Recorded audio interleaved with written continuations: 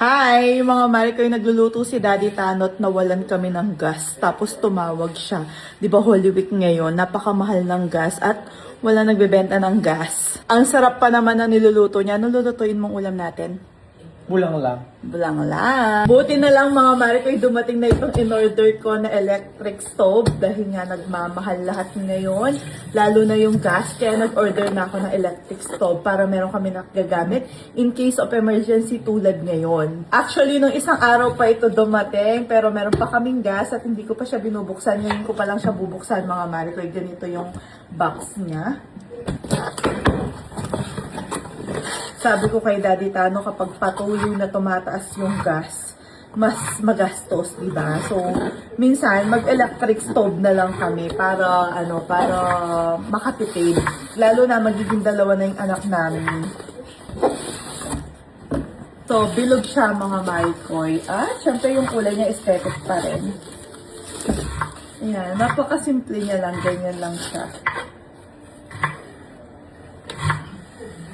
Tapos, eto yung nito, kapag sisindiin. So, ang maganda dito, meron siya kung gaano kalakas hanggang 6. Kung gaano kalakas yung init niya. Maliit lang siya, saktong-sakto lang. Ayan mga Marikoy, kumukulo na yung bulang lang. Ilalagay na ni Daddy Tano yung gulay. In fairness ha, lakas ng electric stove na to ha. Nasa 1 lang siya, Daddy. Ay, 3. Nasa 3. Sorry, 3. Ayan, nilalagay niya na yung mga gulay. Alam mo to, yung amoy pa lang niya, alam mo na nabulang lang yung niluluto. Kasi amoy na amoy yung bayabas. Ang bilis ha, in fairness ha. So, eto na yung gagamitin namin. Makakatipid pa kami sa gas. Okay ba siya, Daddy? Okay. Goods na goods. Ang bilis. Lakas.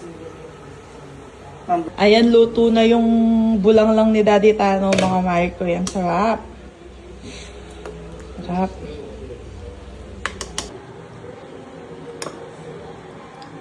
Etong gustong part ko sa bangus. Ayan.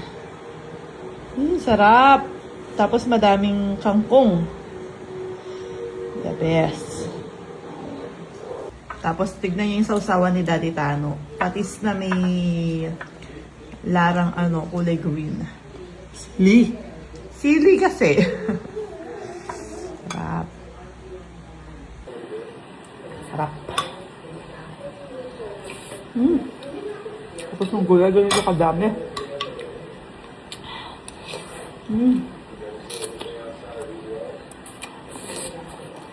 Sarap.